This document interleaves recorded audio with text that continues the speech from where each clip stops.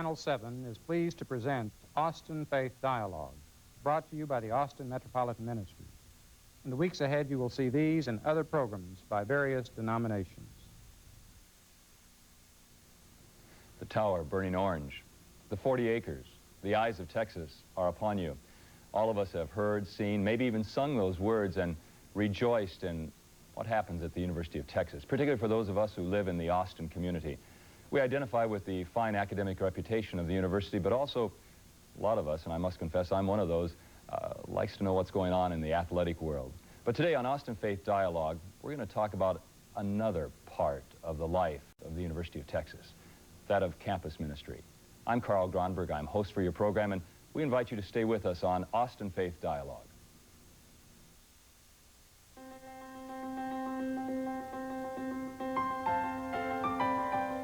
This is Austin Faith Dialogue, a public affairs program discussing the important crossroad of religion in life, produced by Austin Metropolitan Ministries in cooperation with KTBC TV. Austin Faith Dialogue highlights the interaction of the religious community with the social and cultural issues throughout our area. Now, today's edition of Austin Faith Dialogue. I once had a pastor say to me, I send my youth off to college from my congregation and they lose their faith. I think that's a fear that a lot of people have. What happens when the youth of our parishes and our homes go to the university or go to the college of their choice? What happens to that very special part of their lives that many of us have nurtured them in, that of their faith? Today on Austin Faith Dialogue, as I said at the top of the program, we're going to talk about that when they come to the University of Texas. And with us today on Austin Faith Dialogue is Craig Summer, who is campus pastor at the Lutheran Campus Ministry. And Ulf Hermjakob is with us also, a graduate student from Germany, who's going to talk about his experiences of being a part of that campus ministry. Craig, Ulf, welcome. Glad to have you here. Thanks. How did I do? Yeah, you did well on the name. Did I do yes. all right on that name? Boy, I've been sweating that out to make sure I said the right name. Later in the program, I want you to tell me what that means. But first of all, let's talk a little bit about campus ministry. Craig, good to have you here. And tell us about the historical presence of the faith community on a campus such as the University of Texas. Right. Campus ministry's been at the University of Texas and at other campuses throughout the country for numerous years.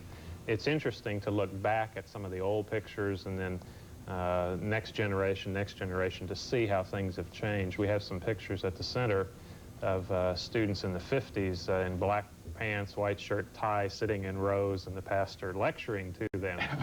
Isn't it that way now? No, I don't think so.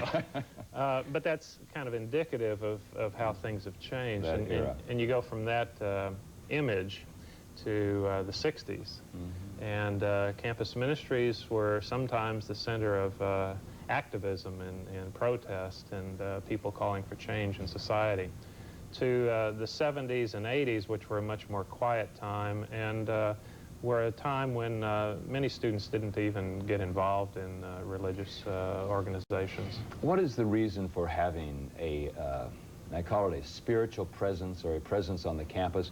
You're not officially connected with the university at all. You're not sponsored by the university, right. Is that correct? Are you independent, most of the campus ministries? Yes, all of them are adjacent to the university. We do have connections with the university. Most recently, we've met with President Berdahl, and he's very interested in creating a new caring community within the university system that breaks down some walls between people and provides a more personal touch to a very large institution. Mm-hmm. And his concern is that the campus ministries have an integral part in that, and so we're very, very pleased about that. So he was reaching out to you then and saying, we want you to be a fuller part of the university community. Yeah, and that was very welcomed by the other campus ministers. You and I both have a connection with a college that talks about being a community of faith and a community of learning and study. That's a smaller college than the University of Texas, but there must be unique challenges in a place like the University of Texas. All the faith communities, do they have representations on the university campus or adjacent to it? Yeah, virtually every major denomination, and then there are also what some people call parachurch groups have campus ministry programs reaching out to students. I mean, students are bombarded with a smorgasbord of choices within religious groups and orientations, and not only religion. I mean, Austin has got so many opportunities for students to do things and get involved that it's tough. That's one of the big changes today for students, is that they have to make choices all the time, and the number of choices they have to make are incredible.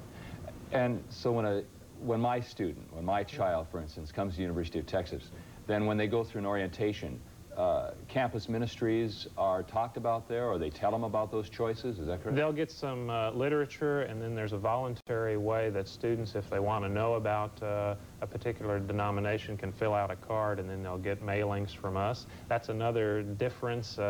I mean, marketing has taken over, and all of us are real concerned about the way we market who we are, and that the newsletters and brochures we do are very well done and communicate the essence of what we stand for. And so that's different than in the past, where it was just kind of black and white, very simple.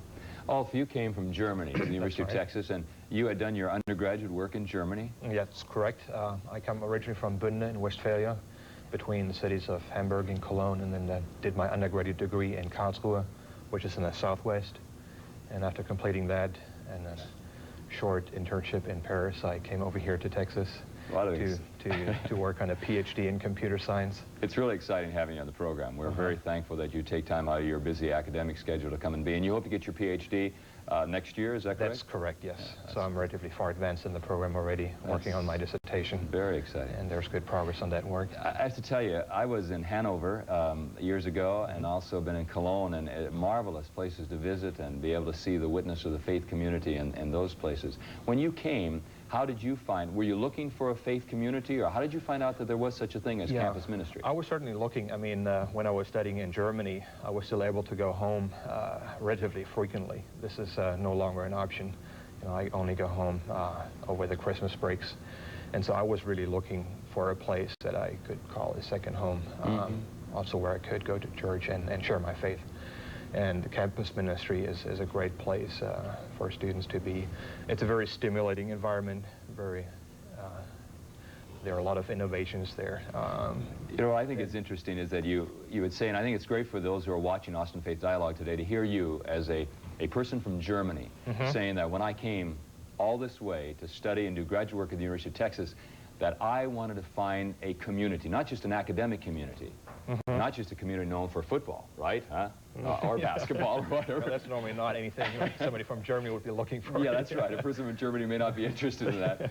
But I'm looking for a place where I can worship, where I can have my faith be enriched, and I can find a community of believers. Craig, when a person like Ulf comes to you, and he's a little older because he's a graduate student, but any of those students, when they come, what do you offer in campus ministry? What is there waiting for them?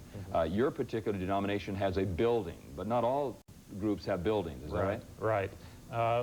Some have worship facilities. We have a chapel, and so Sunday morning we have worship services and the very traditional kinds of things that you would associate with any normal Christian community, Bible study, discussion groups. Campus ministries also get very involved in caring for the community in a variety of ways. Many of the campus ministries around the country have been involved with Habitat for Humanity, for example. We'll be doing some work with AIDS Services of Austin. So there's that way that we invite students, if they want to live out their faith, to express their commitment in caring for other people.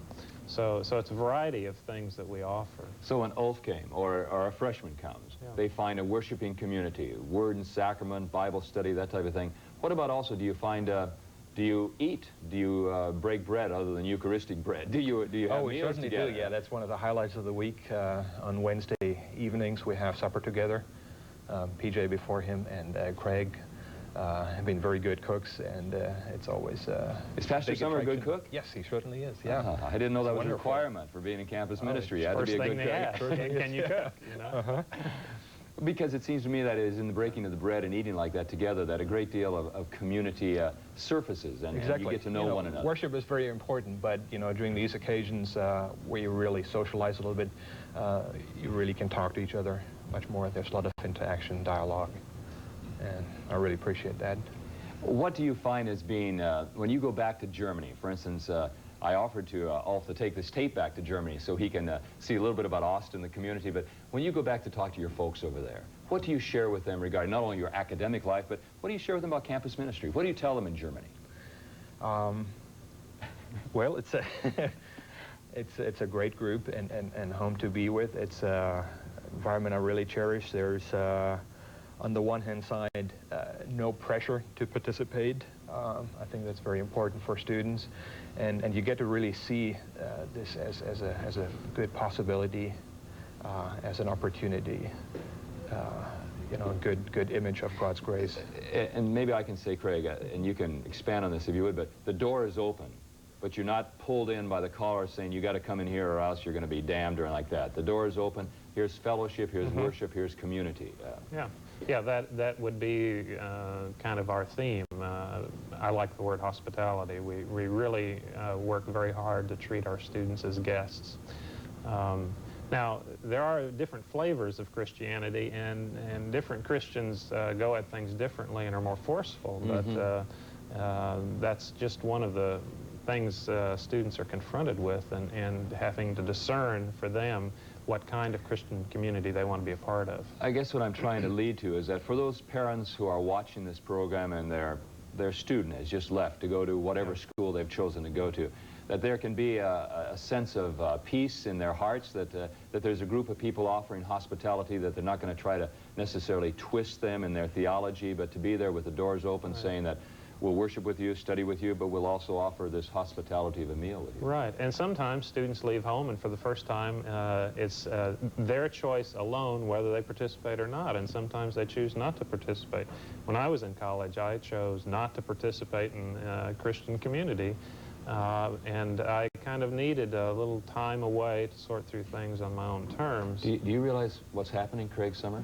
No. This is on television. Yeah. And you just made a public confession to thousands of people that when you went to college, you chose, so even you, who turned out to be, of all things, a Lutheran pastor, you confessed that there was a time in your life when you withdrew from the community. Right. And I would hope that parents could kind of have the long-term picture when their sons and daughters go off to school, and recognize that there might be a time where they choose to kind of back away. You know, I was teasing when I said that, but you know, I think it's important, and I appreciate that kind of statement that you made, because Ulf maybe is a little unusual, but maybe what you were looking for is not only because you're a graduate student, but you're looking for that sense of community, and that's your faith expression. But sometimes freshmen, for instance, they really need that time away, and yet you're a presence there. You're there. Yeah, right. And if we sound like parents saying you ought to come, they'll never come. So we really try and treat students as adults, which they are, and we invite, and if they come, we try and make them feel very welcome,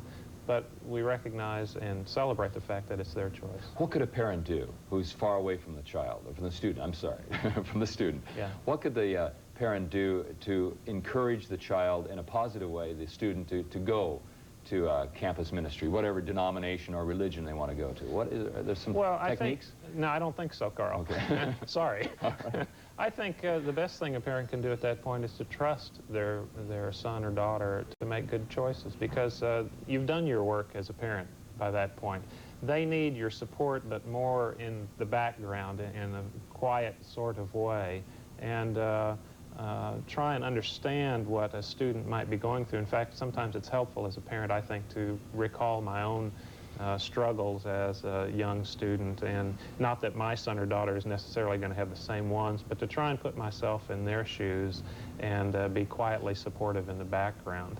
I think my impression of students today is that they're an incredibly competent group of people, sensitive, intelligent, caring, and if we'll just kind of get out of their way, they'll do quite well. And if they can sense that we do trust them and affirm them.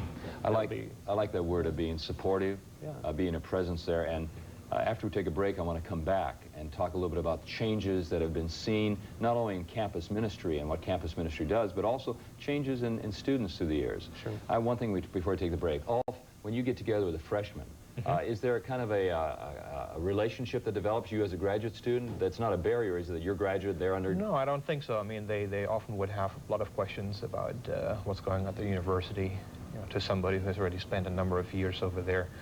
And no, it can be very stimulating both ways.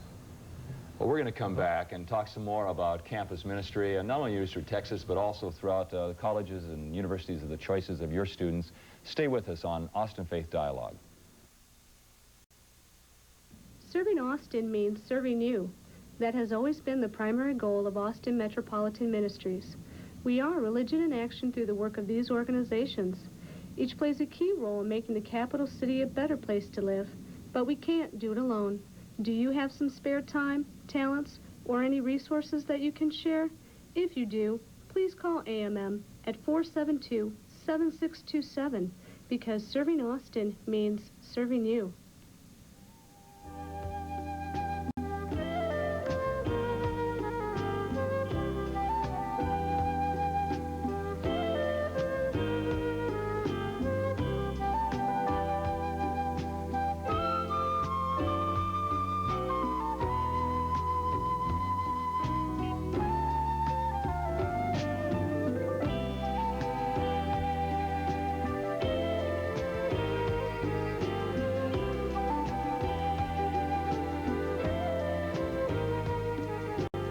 One of the most exciting times in a person's life, particularly a person who's going to go on to college or university, is that first time that they're on campus and the opportunities that are available to them. For those of you who have come to the Austin community recently, we welcome you, and particularly those of you who are college students at one of the colleges in our community. And today on Austin Faith Dialogue, we're talking about campus ministry and the spiritual opportunities that are available for you to grow in the faith that you've been nurtured in. And if you haven't been nurtured in a faith, to ask some questions about God and faith and relationships. And Craig Summer from Lutheran Campus Ministry is with us, and also Ulf is with us, a graduate student at the University of Texas in computer science. And we've been talking about, in the first part of the program, campus ministry and the hospitality and that type of thing.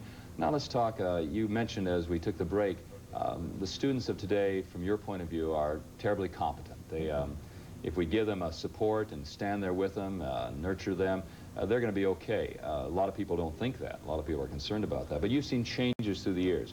You were in college when? Well, thanks for asking, Carl.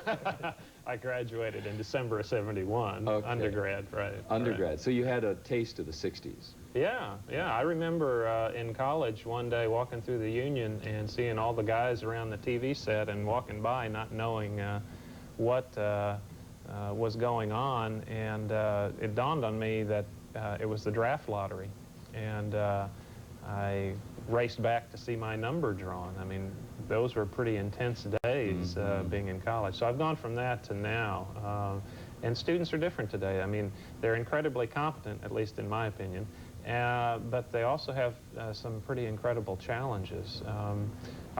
My son and new daughter-in-law, they're both 22, both college students. They work about 3 jobs between them, and are still financially challenged and don't have health insurance. You know, I've been thinking lately with the healthcare debate going on, what about students? I mean, some really can't afford, and especially those young married couples who are students. That's changed. I believe it was in the Chronicle of Higher Education recently, someone called students the new class of indentured servants in our country, because when they come through school and finish, they have an incredible debt, many of them do, from student loans. A friend who recently graduated with a master's degree, and she and her husband ended up with $60,000 worth of student loans, about $600 a month payments to make on that. And these are bright, very capable people who will contribute to our society. And one wonders about our country and its heart and its commitment to academia and the brightest students that we have in our country. Well, Craig, isn't it a truth and a reality that we have some ambivalence in our society regarding higher education and the cutbacks that are a part of it? And to be candid, that's a real struggle now in the university community, is it not? Absolutely. I mean, you hear horror stories, especially in places like California, where tenured faculty are being let go, and it's very grim in many places. University of Texas seems to be solid, and it seems to be a viable place, and I think our universities will be there, but I think it's a much more competitive marketplace, and you're always having to defend your reason for being. That's one of the biggest changes, then, I hear you saying that. For those who are in 60s and 70s and 80s that get a college education, there is always going to be something out there for you, but now the question is, will there be something out there for us when we get done? We may have all these large debts, so there's kind of a, could there be a fear that the college student of today? Yeah, there's a fear and concern. Will there be a job when I graduate? I mean, even engineering students who seem to have a little bit easier job getting a job. I've known some engineering students who have good degrees, good grades, and still haven't been able to get a job. There's still that concern out there, and the marketplace is competitive, and students have to become wise about how to apply and how to make connections and network and all of that. Exactly. Ulf, what about in Germany, for the undergraduate student in Germany? Is it worldwide? Is that something that students face in Germany as well as the United States? I think this is definitely like a worldwide trend. We see exactly the same picture overall in Germany, that it's not for granted anymore to find a good job once you have finished your degree, even with good grades. For me personally, it's relatively easy having a degree in computer science in a relatively practical field within to find something.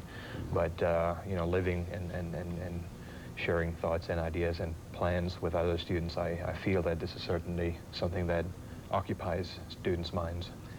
Ulf, I'm wondering also that a person in a technological society, Germany, United States, needs something more than that. We can't live just by technology. There has to be a whole person, there has to be more than that. Not just the intellectual, there has to be the spiritual. And that was part of the driving force for you, was it not, when you came to the United States, to fill that spiritual component of your life? You had been nurtured in the faith in Germany as a child. You had been raised in the church? Yes, that's true. And in Germany, in Bündner, where I grew up, I was playing in a brass band, the trumpet. I still play the trumpet actually here on Sunday mornings, at least 2 or 3 times a month. And I really enjoy that. But that's certainly a very, very important observation, that technology, however interesting it is, you know, and I love it,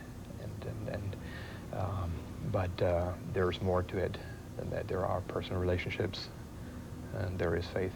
Mm-hmm.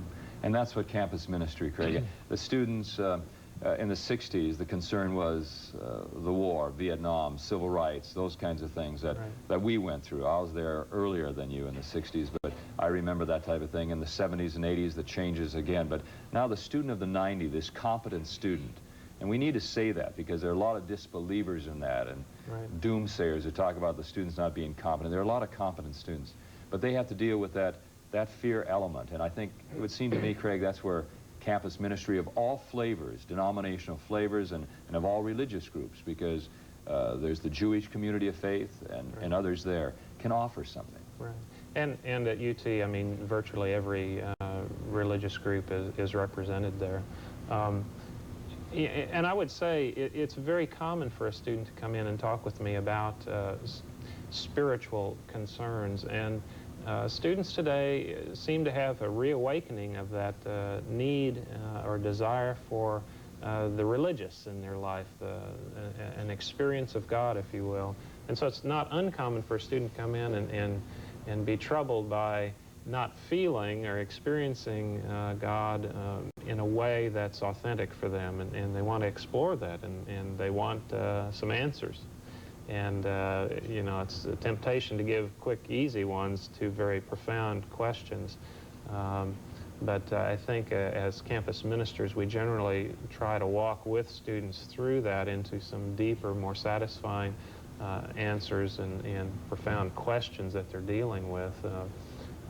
It's very common today for students to come in and ask those things. So your role as a campus pastor is not only to be the preacher on Sunday morning or the celebrant of the sacraments, but also to be one who listens. Talk a little bit about some of the other things you do in terms of campus ministry. You personally, how you live out your role and how you see your role. That's correct. And along with that, then we're there as support for students who are bringing with them to the campus some challenges of the past. For example, abuse from the past. I mean, so many of our children in our society are abused in a variety of ways, and when they come to campus and are by themselves, often some of those past events come to the surface, and they strive to deal with them in a way that they can become whole again and move on with their life. So it's a real fascinating, challenging, stimulating place to be. I'm stimulated by students and enjoy being with them. That's why I've been doing it for over 10 years. Probably because you see yourself as a student. Well, I enjoy pursuing the question, yes. pushing the question, and I think I appreciate that in students because they're in that, they want to know in a phase in their life. And I think that's important for everybody who's involved in this faith pilgrimage, to be a student. Right. And for those watching this television program, we'd like to encourage them also to keep learning, keep asking questions, keep doubting, pushing this faith question. Because if they can't do that type of experience, then they're going to limit themselves in the process, I would think, limit God. Right. Where do you think the students of today, competent as they are, but facing some of the challenges that they face, are they hopeful about the future? Yeah, I am. I'm sorry. Yeah. I shouldn't be asking Craig. What do you think? Are the students today hopeful about the future? I think overall they are. I'm very optimistic myself, and I think that the general tendency is that there is hope. Let me ask you something else. Are they hopeful in Germany? Do you think that the students around the world that you know, is there hope in them? I think in Germany that's very much true. I mean, after World War II, throughout the 80s, there was a lot of fear of war. Germany would have been hit very. They'll soon be mailing out. It's a super secret invitation, complete with family. There's a positive development in Europe. There's still a lot of problems like Bosnia.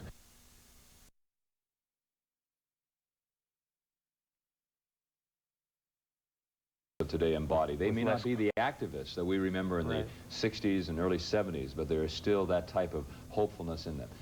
Craig, if you're going to say something in closing about campus ministry, why campus ministry? Why is it there? Why should we have campus ministry? The people that we serve are not only the leaders of the future, but they are viable, important people now. If people in churches would check out on Sunday morning, have all of the people who were involved in campus ministry when they were going through school raise their hand, they would be surprised how many of the leaders and pastors were involved. One of the largest, fastest growing conservative evangelical churches in America attributes its phenomenal growth to simply one thing: campus ministry. We're glad you're there in campus ministry, and we're glad you came to Austin, the University of Texas. And we hope that you who are sending students, or you who are students here in Austin, that you'll continue to ask those faith questions. Thank you for being with us today on Austin Faith Dialogue. Peace be with you. Continue to grow.